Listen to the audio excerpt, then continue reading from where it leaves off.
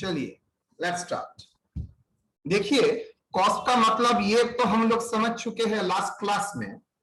Cost का मतलब क्या होता है? Simply the measurement of in monetary terms of resources used और to be used for producing the goods, providing the goods and rendering of services. ये दोनों काम के लिए जो रिसोर्स का इस्तेमाल होता है उसका ही मॉनेटरी वैल्यू होता है कॉस्ट, मेजरमेंट होता है कॉस्ट। नाउ ये कॉस्ट को किस कैटेगरी में डिवाइड किया जाएगा, ये बहुत सारा मैटर हम लोगों के सामने आएगा और बहुत सारे बेसिस होगा एलोकेशन का, क्लासिफिकेशन का, वो एक एक करके हम लोग देखेंगे। फर्स्ट ऑफ ऑल हम लोगों के सामने आएगा classification of cost based on the nature. उसका कैरेक्टर क्या है, वो क्या मटेरियल है, वो क्या लेबर है, वो क्या सर्विस सेक्टर है। तो चलिए नेचर ऑफ कॉस्ट के बेसिस में आप लोग मुझे बताइए, तीन प्रकार का कॉस्ट है। एक मटेरियल कॉस्ट, एक लेबर कॉस्ट और थर्ड होता है other expenses. What is the material cost? It is the cost of all material used in the manufacturing of goods or providing services. Is it okay? Material cost मतलब all material, जितना material जरूरत है, मतलब raw material से लेके spare parts, cotton, grease, any material जो production के लिए जरूरत है, डायरेक्टली और इनडायरेक्टली सब इसमें आता है। That is called material. उसका टोटल कॉस्ट हो जाएगा मटेरियल का cost. Now what is the labour cost?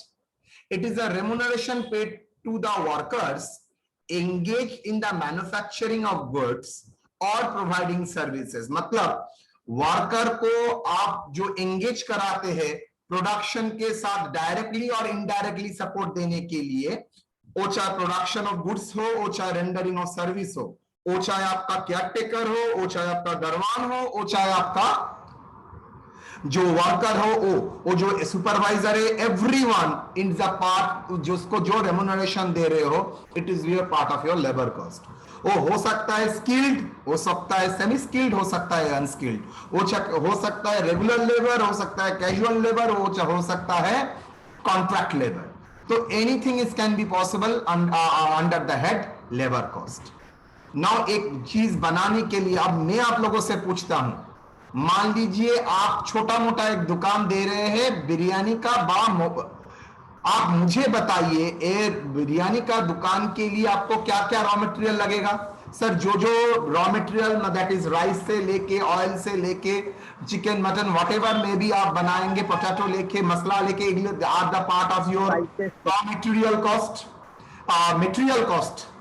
और उसको बनाने के लिए आपको किस किस बंदे का हेल्प लगता है, कोई बता सकेगा? देखता हूं आप लोगों का नॉलेज क्या है। Any idea?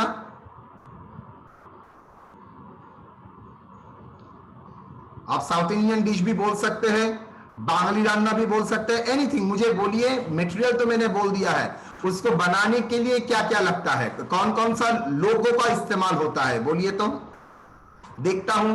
बिकॉज ये सब ফার্স্ট লেবার যারা ওই সব জিনিসগুলো নিয়ে আসবে প্লেস অফ ম্যানুফ্যাকচারিং এ। Very good. আর সেকেন্ড যারা বানাবে, আর একটা হচ্ছে যারা ওটাকে কাট করবে, পিল করবে। First class answer. That means those people who are engaged directly in the production of biryani, though giving the ancillary services, bringing the goods from the market to that place. Third, cleaning करने के लिए। सो अगर ये आपका regular employees है तो इसका आपका पार्ट में आएगा लेबर कॉस्ट। नाउ ये दो छोड़ के भी और तो कुछ लगता है, आप बोलिए तो क्या लगता है? ये सब छोड़ के भी और कुछ होता है, गैस লাগছে, you can say that's fuel, okay। আর রেন্ট লাগছে যেখানে আমি বানাচ্ছি। Very good, it is a rent. Sir, it may be bhatas, it may be insurance, it may be the depreciation of utensils, or it may be rent which I am going to pay for the utensils। जो बर्तन है उसको अगर किराए में लेता हूं तो उसका भाड़ा, नहीं तो मेरा बर्तन है तो उसका डेप्रिसिएशन। तो ये तो सर ना मटेरियल है ना लेबर है, तो ये क्या है? That is called other expenses, which is not material and labor. Simple word. Other than material, labor, all sir expenses fall electric under bill this ये category. सब भी लग सकता है सर इलेक्ट्रिक बिल Yes, भी yes, very good, very good. Electricity, exactly right. तो ये सब क्या लगता है? ये सब लगता है other, they are not material, they are not labor, they are other expenses. Okay, so based on the nature, उसका प्रकृति अनुसार उसको तीन कैटेगरी में ढांचे में डाल सकते हो. आइदर सर वो मटेरियल रिलेटेड खर्चा होगा, आइदर सर लेबर रिलेटेड खर्चा होगा, वो हो सकता है skilled, unskilled, regular, casual, contract labours, and third sir other expenses. ये तीन होता है. If you classify the cost for producing of a goods और providing a services, there are three categories: material, labor and other expenses. Okay, any doubt? Classification based on the nature. कोई query? No sir. Very good. Now traceability is very important. Traceability in relation to cost object and cost center. मैं repeat करूंगा. cost object क्या है? Cost object जहां जिसका लिए हम लोग कॉस्ट मेजरमेंट करते हैं, जिसका कॉस्ट मेजरमेंट होता है वही कॉस्ट ऑब्जेक्ट हो जाता है. वो एनी लोकेशन हो सकता है, सेंटर हो सकता है. और सेंटर क्या है? जहां पर मैं कॉस्ट एक्युमुलेट कर सकता हूं, आइडेंटिफाई कर सकता हूं, that is my cost centre. तो कॉस्ट ऑब्जेक्ट मेरा कॉस्ट सेंटर भी हो सकता है. तो what is the concept of the traceability? उसको इजी इंग्लिश में सोचोगे, यू कैन आइडेंटिफाई. आप आइडेंटिफाई कर सकते हैं ये मटेरियल, ये लेबर और ये अदर एक्सपेंसेस कहां के लिए है खर्चा हो रहा है. If you can identify then it is called traceability. तो देखते हैं क्या होगा. चलिए,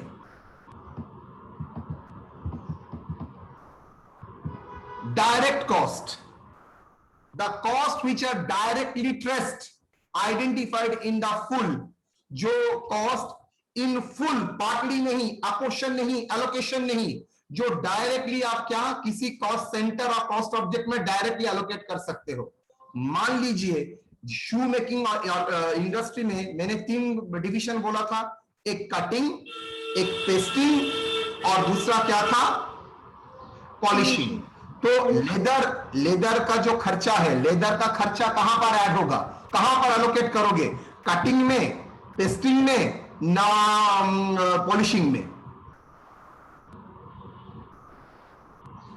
सर लेबर का लेदर का खर्चा, चमड़े का खर्चा डायरेक्टली जाएगा कहां पर? शू में. शू कहां पर हो रहा है? मतलब सर वो जो कटिंग डिपार्टमेंट वहां पर ही उसका खर्चा होता है.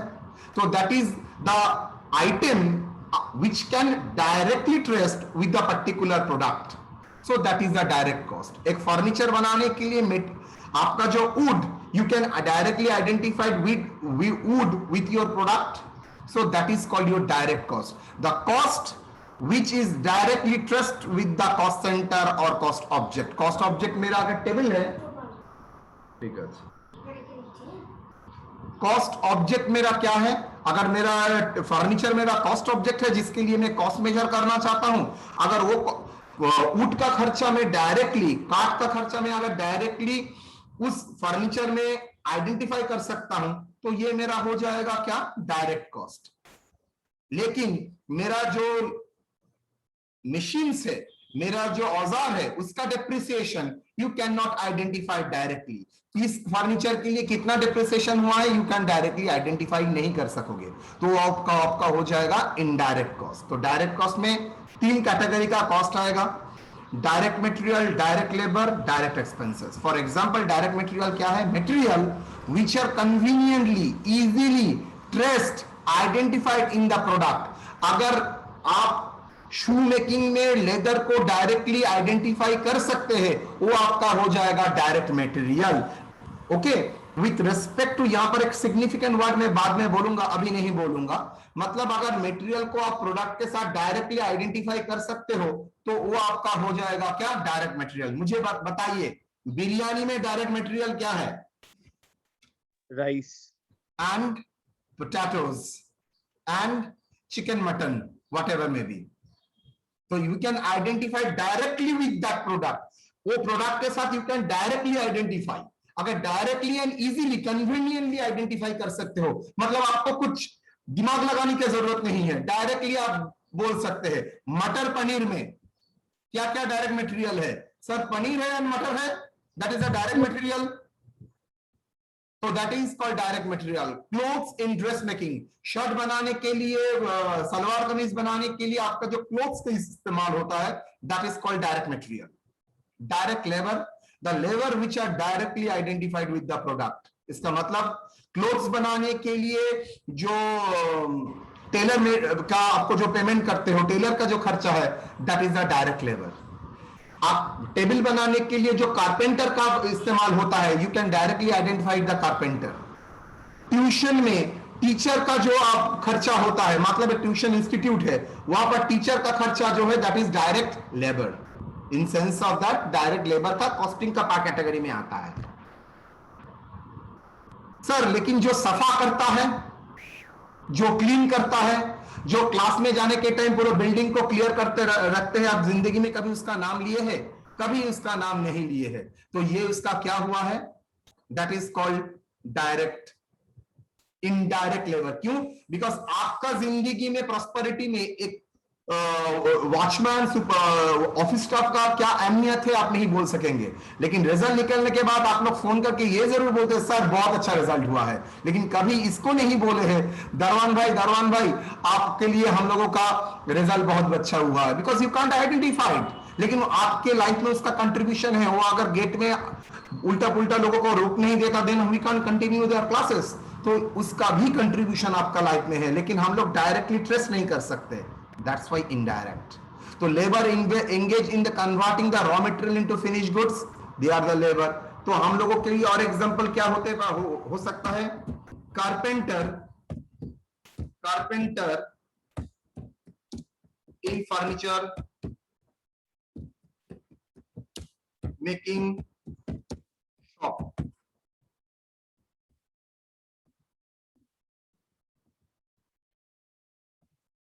in tailor in a dress making shop, तो ये सब क्या है, डायरेक्ट लेबर। तो what is the direct expenses? Direct expenses it includes all the expenses other than direct material and direct labour. Naturally मैंने एक्सपेंसेस का डेफिनेशन नहीं दिया था, other than material and labour जो है, which was incurred specifically for the particular cost object and conveniently identified। मतलब कि चीज बनाने के लिए, उसको प्रिपेयर करने के लिए हो सकता है आपका स्पेशल मशीन का जरूरत है, वो मशीन का खर्चा आप डायरेक्टली आइडेंटिफाइड कर सकते हैं विद द प्रोडक्ट। मतलब वो मशीन दूसरे कुछ प्रोडक्ट बनाने के लिए आपको नहीं लगता है, सिर्फ उसी प्रोडक्ट के लिए लगता है, कोई स्पेशल मशीनरी का हायरिंग करना पड़ता है to making that particular product, तो वो मशीनरी का जो हायर चार्जेस, वो आपका क्या हो गया है, direct expenses. Because you can identify, because ये मटेरियल नहीं है, ये लेबर नहीं है, रादर ये जो हायर चार्जेस में पे कर रहा हूं, we can directly identified with that particular product, तो ये हो गया क्या, डायरेक्ट एक्सपेंसेस। रॉयल्टी, किसी प्रोडक्ट बनाने के लिए आपको ये कंडीशन दिया गया है, आप जितना प्रोडक्ट बनाएंगे, हर प्रोडक्ट में आपको जो प्रोडक्ट का जिससे आपने पेटेंट लिया है, डिजाइन आपको लिया है, उसको आपको 10 रुपया करके देना पड़ेगा। तो हर प्रोडक्ट के लिए 10 रुपया क्या हो गया, डायरेक्ट एक्सपेंसेस, बिकॉज ये पेटेंट के लिए खर्चा हो रहा है, so it is a direct expenses. Higher charges of special machinery,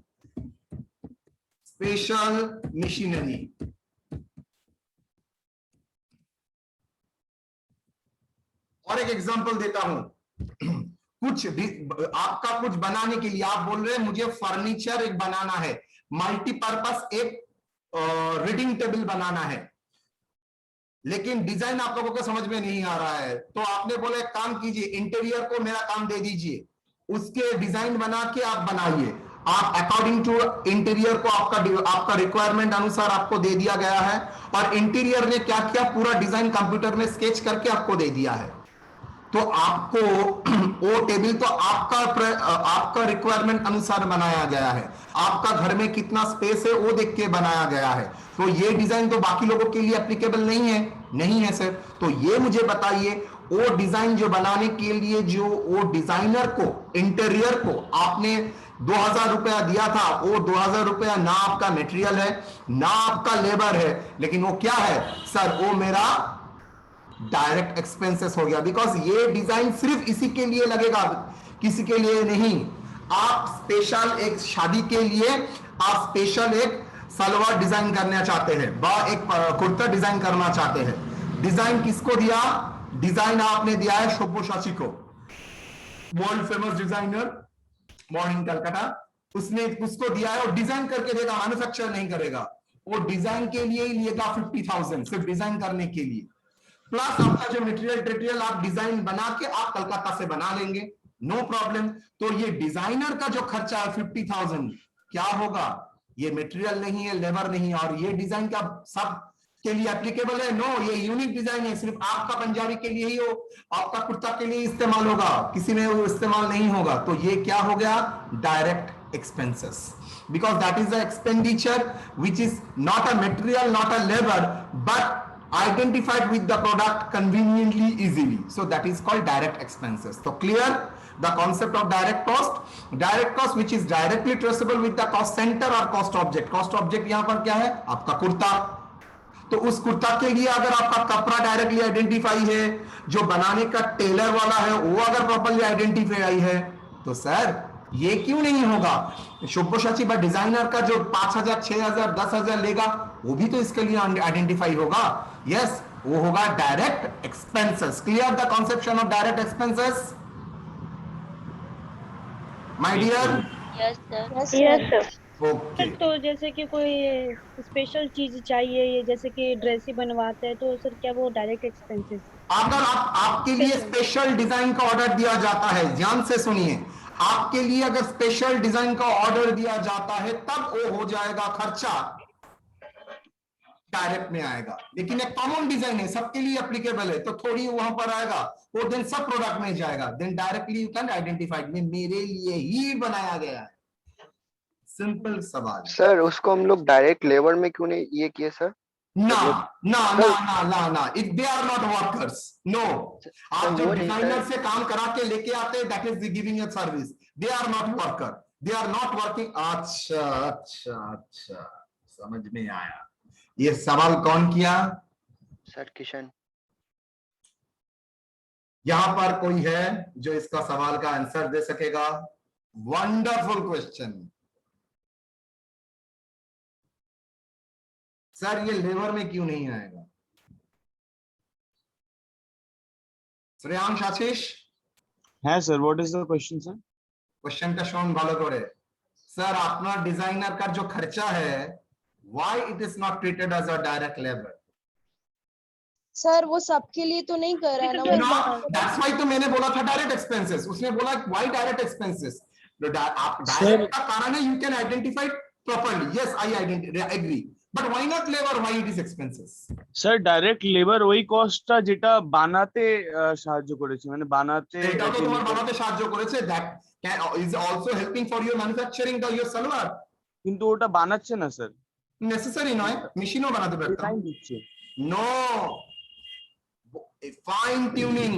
दारुण प्रश्न पेशल, ध्यान से सुनिए सब लोग, unique question. Labour, the person to you whom you can control, जिसको कंट्रोल कर सकते हैं, दैट इज लेबर, जिसको सुपरवाइज आप कर रहे हैं। ओके, लेबर उसको ही माना जाता है जिसको सुपरवाइज कर सकते हैं, that is the direct labour. लेकिन डिजाइनर को आप आपका रिक्वायरमेंट दे सकते हैं, यू कैन सुपरवाइज। सब्यसाची को आप बोलेंगे यहां से लाइन टानिए, यहां पर लाइन टानिए, यू कांट अलाउ।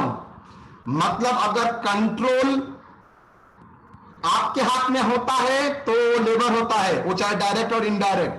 लेकिन कंट्रोल अगर आपके हाथ में नहीं है, लेकिन आपका काम हो रहा है, you have a contract of service, नहीं कॉन्ट्रैक्ट फॉर सर्विस, देन वो हो जाएगा एक्सपेंसेस। यहां पर कंट्रोल का मैटर मुद्दा है। कंट्रोल किसके पास है? आप जो बना रहा है उसके पास कंट्रोल है। डिजाइन वो आपको सिलेक्ट करके देगा, हाँ आपका रिक्वायरमेंट अनुसार देगा। आपको अगर पसंद हुआ तो ठीक है, नहीं पसंद हुआ तो इग्नोर। लेकिन लेबर किसके सुपरविजन में काम करता है? खुद का सुपरविजन में ना आपके कंट्रोल में, आप लोगों के कंट्रोल में काम करेगा। तो that's why they are labor. When manpower working under supervision, it is labor. When manpower were not working under any supervision, then they are, the amount paid, it will be charged as expenses. They are not categorized as a labor. वो labor नहीं है, बाकी जो चाहे हो सकता है। ठीक है? Yes sir. Good question था, solid question था। इतना साल में कोई ये सवाल नहीं किया था। वेरी गुड, अच्छा लगा। इनडायरेक्ट कॉस्ट, आप लोग बोलिए, बिना देख के आप बोल सकेंगे इनडायरेक्ट कॉस्ट क्या होगा? सर ऊपर में आपने जितना लिखाया है उसके साथ नॉट नॉट नॉट लगा दीजिए। The cost which is not directly traced identified full to the cost centre and cost object. वहां पर क्या लिखा था? The cost which is directly traced. Trace मतलब यू कैन, हिंदी में क्या बोलते हैं, बांग्ला को शनाख्त करा बोले, हिंदी में क्या बोलते हैं? शनाख्त करना, आइडेंटिफाई करना। You can locate properly, traced, identified. अगर प्रॉपरली कर सकते हो, डायरेक्टली इन फुल कर सकते हो, दैट इज डायरेक्ट। अगर नहीं कर सकते हो तो इनडायरेक्ट। तो इनडायरेक्ट का भी सेम आएगा, indirect material, indirect labour, indirect expenses. Indirect material, cost of those material which are not directly identified with the product or services. The costs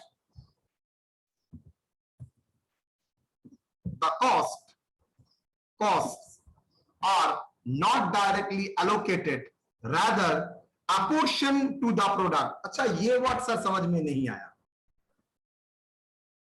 मैंने क्लास में गया, जाके साहेब अली को एक डेयरी मिल्क दिया, ओके। एसजे मैम आए, class में एक डेयरी मिल्क दिया, किसको? श्वेता को। देने के बाद बोला, श्वेता सबको डिस्ट्रीब्यूट कर दो। दोनों में अंतर क्या है? दोनों में अंतर क्या है? सर मुझे डिस्ट्रीब्यूट करने के लिए मिला है और उसको अकेले मिला है। तुम जो कर रहे हो, मैंने जो साहेब अली को दिया था वो डायरेक्टली बोल दिया था उसको ही मिलेगा। मतलब कैडबरी का खर्चा टू बी अपोर्शन डायरेक्टली तो साहेब अली, मतलब कंडीशन है साहेब अली को रेगुलर पढ़ाने के लिए मुझे एक डेयरी मिल्क देना पड़ेगा। तो साहेब अली को मेंटेन करने के लिए, अगर साहेब अली मेरा कॉस्ट ऑब्जेक्ट है तो उसको मेंटेन करने के लिए मुझे ये खर्चा डायरेक्टली करना पड़ेगा। तो you can identified with the product with the Saheb Ali directly. लेकिन वो डेयरी मिल्क अगर सब में बांटता है तो सब में उसको क्या किया गया? बांटने का इंग्लिश है अपोर्शन करना, डिस्ट्रीब्यूट करना। लेकिन टेक्निकल वर्ड है, फर्स्ट टाइम आप सुन रहे हैं, अपोर्शन मतलब डिस्ट्रीब्यूटेड। डिफरेंट प्रोडक्ट में अगर डिस्ट्रीब्यूटेड होता है, एलोकेट, नॉट डायरेक्टली एलोकेटेड। अगर डायरेक्टली एलोकेट नहीं कर सकते हो, अगर अपोर्शन करते हो डिफरेंट प्रोडक्ट में, तो आप क्या बोलोगे उसको? Indirect material. Then what is indirect labour? तो सर इनडायरेक्ट मटेरियल क्या है? Lubricants, oil, nut bolts. आपको पता नहीं है, कॉटन्स, ग्रीस, ये सब क्या है? Indirect material. वो लगता है।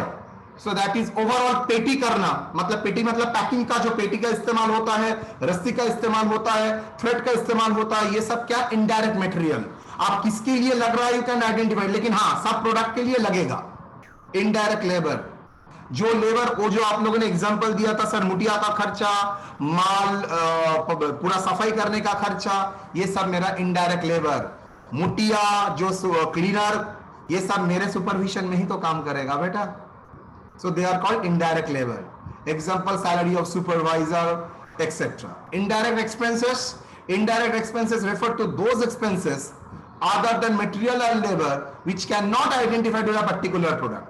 जैसे watchman, sweeper, rent for the building, rent for the depreciation for the machinery, insurance. कोई एक पर्टिकुलर प्रोडक्ट के लिए नहीं है, सब प्रोडक्ट के लिए एलोकेट होता है। इलेक्ट्रिसिटी, पावर, ये कोई एक पर्टिकुलर प्रोडक्ट के लिए नहीं है, मल्टीपल प्रोडक्ट के लिए है। सो यू कैन आइडेंटिफाई किस प्रोडक्ट के लिए कितना खर्चा हुआ है। हम लोगों का जो ऑफिस स्टाफ है वो सिर्फ आपके लिए खर्चा करता है ऐसा नहीं है, वो सबको सर्विस देता है। तो you can identify Saheb Ali के लिए पर्टिकुलरली खर्चा हुआ है, so it is not a directly identified. Okay, so अगर डायरेक्टली आइडेंटिफाई नहीं है तो इनडायरेक्ट। तो देख लीजिए यहां तक कोई डाउट?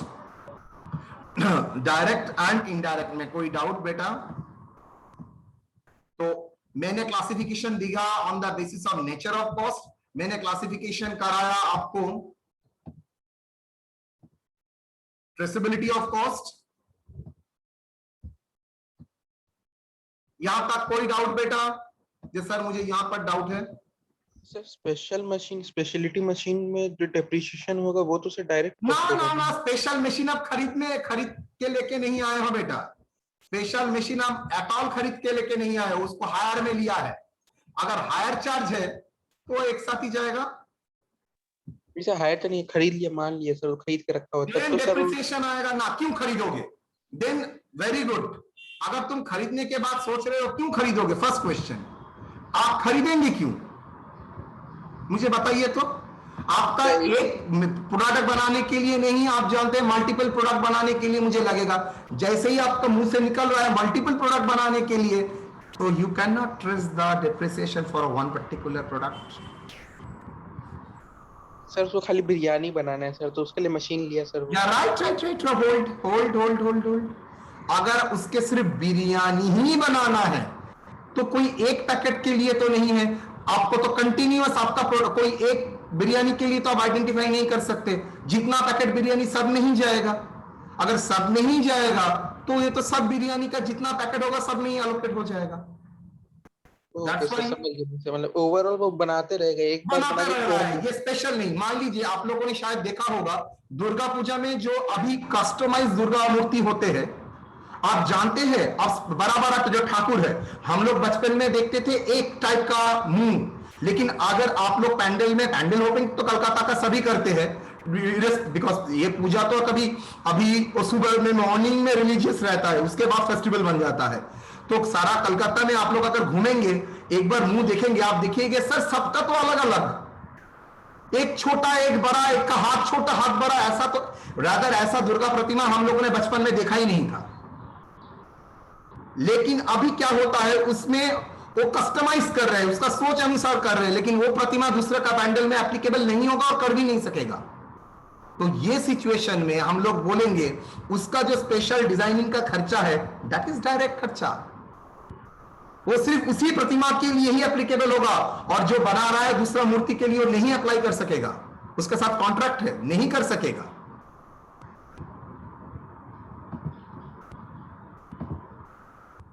नेक्स्ट, और कोई सवाल यहां तक? Now classification.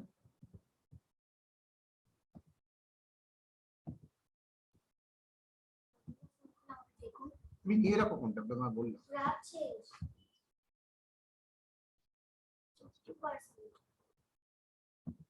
15% আছে চার্জারটা নিয়ে তো এবার চার্জার দিয়ে দে তো অন কর পারবি।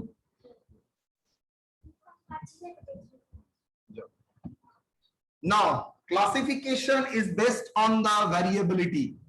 Now हम लोग बात करेंगे कोई कॉस्ट का वेरिएबिलिटी नेचर के बेसिस में क्लासिफाई करेंगे। It is very very important. तीन प्रकार का कॉस्ट यहां पर डिटरमिन होता है, fix cost, variable cost, semi variable cost. एक एग्जांपल आपको क्लियर करेगा। मुझे बोलिए तो कॉलेज का जो बिल्डिंग का जो डिप्रिसिएशन है, इंश्योरेंस है, आप लोग एक स्टूडेंट भी नहीं जाते हैं तो क्या उसका पेमेंट करना पड़ता है और नहीं? करना पड़ता है सर। आप लोगों ने डिसाइड कर लिया चलो हम लोग कोई क्लास नहीं करेंगे, घटिया पढ़ाता है इंसान, इसका क्लास नहीं करेंगे, मेरा सैलरी कल से कम हो जाएगा और नहीं होगा कुछ नहीं फर्क पड़ेगा, मेरा आराम से प्रमोशन होगा, मेरा आराम से तनख्वाह बढ़ता जाएगा। आप लोग आइए, आप लोग नहीं आइए, आप लोग सो जाइए, व्हाटएवर, आपका पैसा है, आप 10 जगह पढ़िए, मेरा क्या जाएगा? कुछ नहीं। तो मेरा सैलरी और डिप्रिसिएशन, इंश्योरेंस, ये सब कॉलेज के लिए क्या है? Fixed fixed cost cost. Fixed, what ever may be the level, ये चेंज नहीं होगा। सिमिलरली शू मेकिंग कंपनी के लिए depreciation, insurance of the building, factory जहां पर काम हो रहा है, रेंट, ये सब क्या है? फिक्स्ड नेचर, वो चेंज नहीं करेगा। लेकिन बोलो तो शू बनाने के लिए जो लेदर लगता है, वो क्या 10 शू बनाने के लिए जितना लेवल लगे मटेरियल लगेगा, लेदर लगेगा, 20 शू बनाने के लिए भी सेम लेदर लगेगा? नो ज्यादा लगेगा, डबल ज्यादा लगेगा। लगेगा। 10 पैकेट बिरयानी बनाने के लिए मुझे 5 केजी 2 केजी राइस का जरूरत होता है। मुझे बोलो तो 100 केजी बनाने के लिए कितना लगेगा? 100 पैकेट बनाने के लिए कितना राइस लगेगा? 10 पैकेट बनाने के लिए 2 केजी राइस लगता है। 10 पैकेट 100 पैकेट बनाने के लिए 50 एक थप्पड़ मारूंगा। सर 20। क्लास 5 में चला जाए, मतलब सर प्रोपोर्शनेटली बढ़ेगा। तो अगर कोई एक्सपेंडिचर प्रोपोर्शनेटली बढ़ता है तो उसको क्या बोलते हैं? Variable. Variable cost. Now what is semi variable? Semi का मतलब आधा ना ना ना ना, सेमी का मतलब आधा नहीं, वो हाफ का मतलब आधा है। सेमी का मतलब कुछ फिक्स्ड, कुछ वेरिएबल। बेसिकली हर आइटम का 2 ही कैटेगरी हो सकता है, फिक्स्ड एंड वेरिएबल। लेकिन कुछ कुछ आइटम ऐसा है जिसका पार्टली फिक्स्ड पार्टली वेरिएबल। सबसे बड़ा एग्जांपल इलेक्ट्रिसिटी का बिल, घर में जाके देखना, घर में बैठ के देखना, सॉरी देखना, एक पार्ट ऑलवेज बिल कम कंज्यूम करे और ज्यादा कंज्यूम करे, एक पार्ट ऑलवेज फिक्स रहता है और एक पार्ट वेरिएबल होता है। मतलब रेंट का पार्ट फिक्स रहता है, मीटर रेंट और अदर चार्जेस फिक्स रहता है, वो आप कम करें और ज्यादा करें, और बाकी जो यूनिट के ऊपर बाकी का निर्भर करेगा। That is called semi sir, बस का वेरिएबल। फेयर भी तो हो गया सर। हाँ बेटा, और एक बार बोल। बस का फेयर। वेरी गुड, तब एकदम टैलेंटेड स्टूडेंट बैठा है, एकदम राइट। बस का फेयर एक लेवल तक फिक्स, उसके बाद सर किलोमीटर वाइज वेरी करेगा। टैक्सी का फेयर सबसे ज्यादा आप लोग एंजॉय करने के लिए जाते हैं ना सब दोस्त लोग, सर चलो गाड़ी, मुझे कभी नहीं लेके गए, तुम लोग गए हो मुझको छोड़ के, तो वहां पर क्या किया आप लोगों ने? देखो बोलता है जो कॉन्ट्रैक्ट ट्रांसपोर्ट जो किराए में आप लोग ले लेते हो फैमिली का पिकनिक के लिए, वो बोल रहा है भाई 300 किलोमीटर तक 3,000 रुपए लगेगा, उसके बाद हर किलोमीटर वेटिंग के लिए हम लोग आपसे 10 रुपए लेंगे। स्कॉर्पियो एसी गाड़ी होगा, बड़ा गाड़ी होगा तो 10 रुपया, छोटा गाड़ी होगा तो 6 रुपया। तो एक लेवल तक एक फिक्स्ड है, उसके बाद वो वैरी करना शुरू करेगा। मतलब एक पार्ट फिक्स्ड है, एक पार्ट वेरिएबल है। तो classification of cost is based on the variability and semi variability. बाकी मत पढ़िए, मैं आप लोगों को कुछ दिखाऊंगा, उसके बाद आप लोग इसका चर्चा कीजिएगा। इलस्ट्रेशन,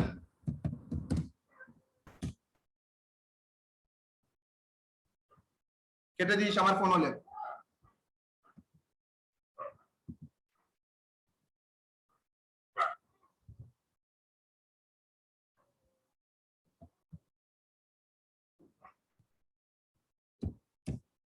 cost element,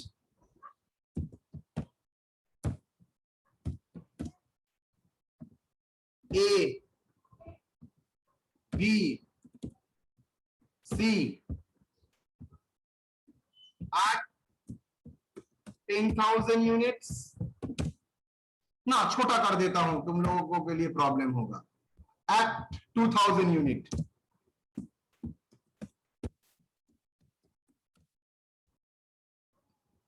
एलिमेंट ए, वो चाहे मटेरियल हो सकता है, लेबर हो सकता है, एक्सपेंसेस हो सकता है, मुझे पता नहीं, मैंने नाम दे दिया ये ए।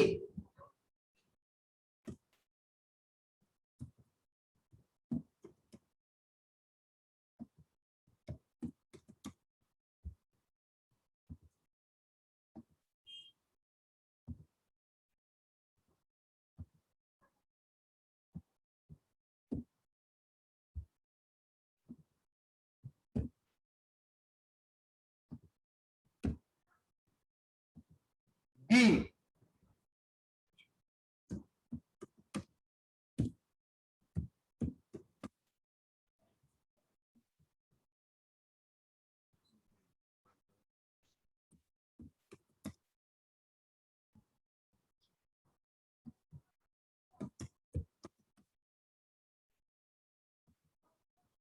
मुझे बताइए तो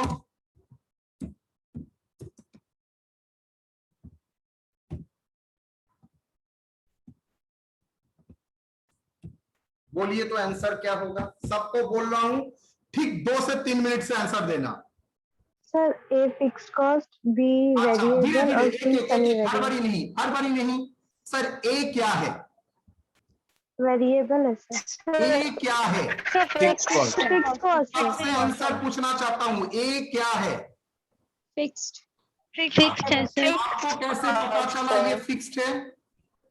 आपको कैसे पता थाउजेंड चला में भी मेरा और बच्चा? 2000 में भी वही। 1000 और 2000 यूनिट में 1000 सेम में ही भी है। 8000 एंड 2000 में भी सर 8000 ही है। यस तो मैं सर। बोल सकता हूं क्या, ए ये फिक्स। सॉल्यूशन क्या for a at 1000 unit total cost rupees how much? 8000 at 2000 units total cost rupees 8000। तो कंक्लूजन क्या है? Therefore for क्या A is fixed in nature, yes or no? Yes sir. So at 3000 units cost कितना है 8000। of A equal to how much? 8000। Anyone का class जिसका समझ में ये नहीं आया बेटा? Anyone? सर और एक बार एक्सप्लेन कीजिएगा। यस सर, एक बार और एक्सप्लेन। अच्छा बेटा देखिए, एट 1000 यूनिट में भी आपका कॉस्ट आइटम का कॉस्ट, मान लीजिए ए का मतलब है डिप्रिसिएशन। 1000 यूनिट बनाते हैं तब भी 8000 लगता है, 2000 यूनिट बनाते हैं तब भी 8000 यूनिट लगेगा, तो 3000 के टाइम क्या होगा लॉजिकली? 8000। बिकॉज ये मेरा क्या हो गया बेटा, फिक्स्ड नेचर हो गया, मतलब इट इज नॉट वेरिंग, ये वेरी नहीं कर रहा है इवन। और एक मजे का इंटरेस्ट देखिए, पर यूनिट कॉस्ट डिक्रीज कर रहा है। कैसे सर? कैलकुलेट कीजिए तो एक बार। पर यूनिट कॉस्ट कितना? 8000 डिवाइडेड बाय 1000 कितना है? ₹8। 8। ओके, यस और नो? यस यहां सर। पर पर यूनिट कॉस्ट कितना बेटा? ₹4। 4। मतलब मैं बोल सकता हूं फिक्स कॉस्ट धीरे धीरे क्या होता है बेटा? फिक्स कॉस्ट ग्रेजुअली डिक्रीज करता है। फिक्स कॉस्ट ग्रेजुअली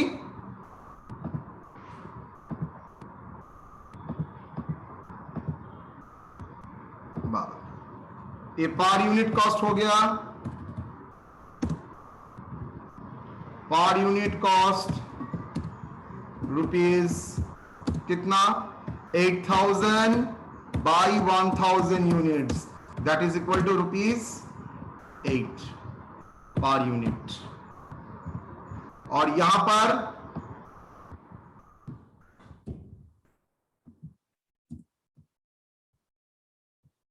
क्या होगा? 8000 डिवाइडेड बाई 2000, तो 4 पर यूनिट। मतलब फिक्स कॉस्ट का नेचर क्या है सर? वो इन टोटल फिक्स रखता है, लेकिन पर यूनिट का नेचर क्या होगा? धीरे धीरे डिक्रीज करेगा। I repeat, fix cost in total always fix रहता है, लेकिन पर यूनिट में धीरे धीरे डिक्रीज करता है। एग्जैक्टली 3000 में लिए और भी डिक्रीज करेगा एंड सो ऑन। चलिए फिक्स कॉस्ट का नेचर देखिए, cost incurred irrespective of the level of production unaffected by the fluctuation in the level of output, per unit cost is decreasing। देखो 3 पॉइंट एप्लीकेबल है, cost incurred irrespective of production, what ever may be the cost, आपको ये expenditure करना ही पड़ेगा। आप student आए ना आया, मुझे सैलरी कॉलेज को देना ही पड़ेगा। Number 2, unaffected by the fluctuation in the level of output, output के लेवल के साथ इसका फ्लक्चुएशन क्या है, total fluctuation in the unaffected by the fluctuation, total cost is unaffected by the fluctuation in the level of output. Output बढ़ने कमने से उसका total cost कुछ चेंज नहीं होगा। पर यूनिट फिक्स कॉस्ट क्या होगा, इज डिक्रीजिंग। फिक्स कॉस्ट का per unit cost जितना प्रोडक्शन आप बढ़ाएंगे नेचुरली डिक्रीज करता जाएगा। मेरा सैलरी जो है अगर 100 स्टूडेंट को पढ़ाऊंगा तो पर यूनिट जो खर्चा होगा, 1 यूनिट 200 यूनिट स्टूडेंट को पढ़ाऊंगा तो पर यूनिट खर्चा डिक्रीज करेगा, 300 यूनिट का खर्चा पढ़ाऊंगा तो पर यूनिट को डिक्रीज करेगा। तो सेम वन, तो फिक्स खर्चा पर यूनिट डिक्रीज करता जाएगा। नाउ बी का स्टेटस बोलिए, वेरिएबल। फॉर बी बोलिए, at 1000 units total cost rupees कत रे, 4000 at 2000 units total cost 8000। 8000। तो क्या बोलूंगा sir, 100% one thing is confirm, ये फिक्स नहीं है बिकॉज लेवल ऑफ प्रोडक्शन के साथ ये चेंज कर रहा है। लेकिन कैसे, चलिए देखते हैं। पर यूनिट कॉस्ट क्या होगा, 4000 बाई 1000 क्या होगा, 4 पर यूनिट। 4 per unit. चलिए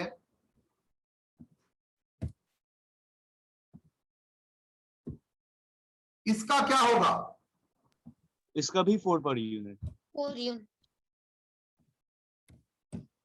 मतलब sir with the level of production same rate में, वेरिएबल का डेफिनेशन ये जो प्रोपोर्शनेटली इंक्रीज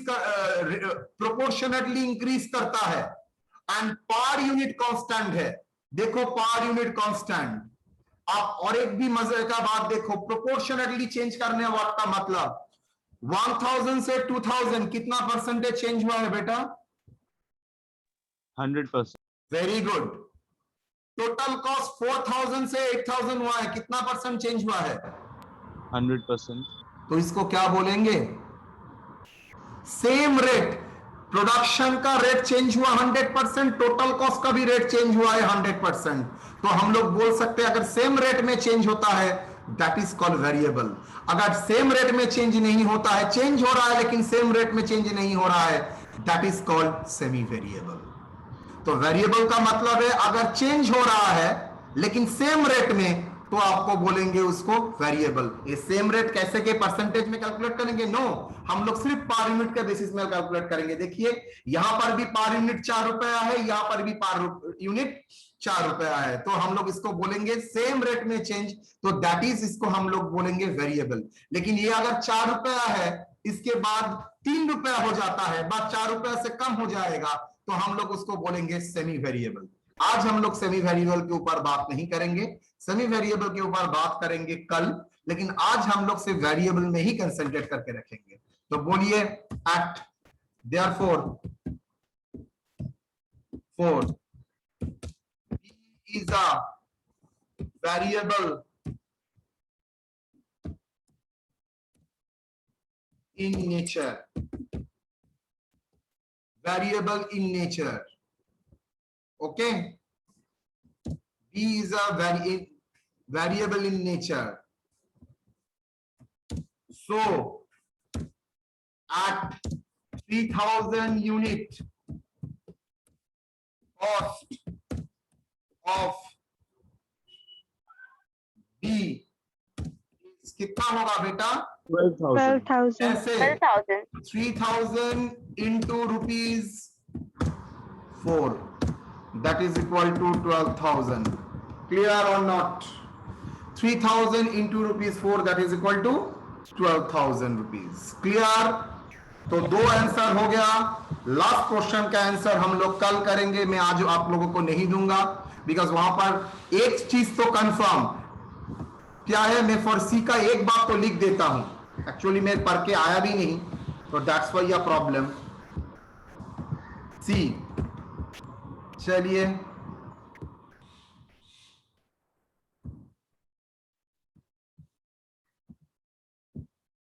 at 1000 यूनिट्स इसका कॉस्ट कितना है बेटा? 6000 रुपया.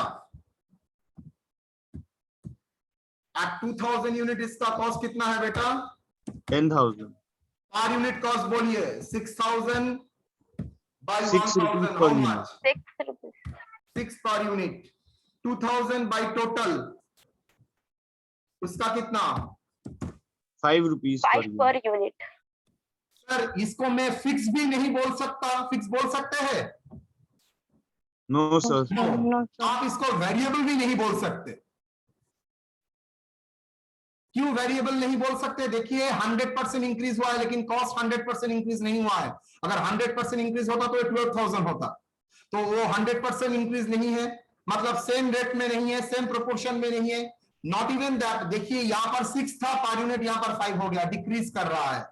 अगर फिक्स भी नहीं है तो ये क्या है? That is Semi variable. therefore C is a semi variable, is a semi variable in nature. कितना होगा 3000 के लिए वो नेक्स्ट क्लास में हम लोग, मैं रात में कर आज पढ़ लूंगा, आपको इन्फॉर्म कर दूंगा. तो ये तो मैटर क्लियर. इसका नेचर हुआ फिक्स्ड, इसका नेचर हुआ वेरिएबल, और इसका नेचर हुआ सेमी वेरिएबल. क्यों? ना ये टोटल में फिक्स्ड है, ना ये पर यूनिट में फिक्स्ड है. टोटल में फिक्स्ड है तो फिक्स कॉस्ट, पर यूनिट में फिक्स्ड है तो वेरिएबल कॉस्ट. तो दोनों ही नहीं है, तो ये क्या होगा? ना फिक्स ना variable, that is semi variable. ठीक है, आप थ्योरी में जाइए, क्या लिखा है वेरिएबल में? Cost varies with the level of production, that is variable.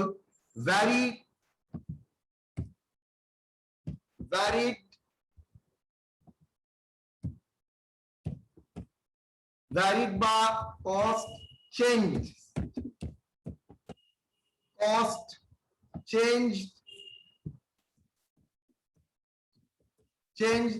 proportionately with the level of production. मतलब प्रोडक्शन भी 100% बढ़ेगा तो कॉस्ट भी 100% बढ़ेगा. Per unit variable cost is fixed. Example, raw material. What is the semi variable? Part of the cost is fixed and part of the cost is variable. Why capital letter? With the level of production. Total cost is increasing with the level of output. क्या लिखा मैंने? Disproportionately. Disproportionately क्या मतलब? Sir proportion में नहीं हुआ है, it is disproportionately. So ये हो गया आपका सेमी वेरिएबल. तो clear? Classification based on sir semi variable में गोल्ड भी आ सकता है? सेमी वेरिएबल में गोल्ड एग्जांपल में? ना ना ना ना. इलेक्ट्रिसिटी मतलब जो वो आपको देख के पता चलेगा. एक्सपेंडिचर का नेचर क्या है, वेरिएबल ना सेमी वेरिएबल. ऐसा कोई फिक्स नहीं है उसका, वो होगा तो ऑलवेज वेरिएबल ही होगा, वो होगा तो फिक्स्ड ही होगा. वो नेचर देख के आपको देखना पड़ेगा. दो लेवल ऑफ प्रोडक्शन को कंपेयर करके आपको देखना पड़ेगा. आप डायरेक्टली नहीं बोल सकते. आपको दो लेवल ऑफ प्रोडक्शन आपको दिया जाएगा, ऑन दैट बेसिस आप बोल सकते हैं. स्ट्रेट वे में आप यू कैन से नाम देख के ही सर वो वही होगा ना, वो चेंज डिफरेंट भी हो सकता है. ठीक है, तो example wise is okay. Next class में मतलब कल का क्लास में हम लोग कैसे वेरिएबल को सेमी वेरिएबल को दो आइसोलेट करते हैं हम लोग सीखेंगे। आज रात को मैं पढ़ लूंगा, कल आपको पढ़ाऊंगा, ठीक है बेटा? Okay sir. ओके, चलो यहां तक कोई सवाल? सर आप वेरिएबल में जो रेट चेंजेस का बोले जिसको जो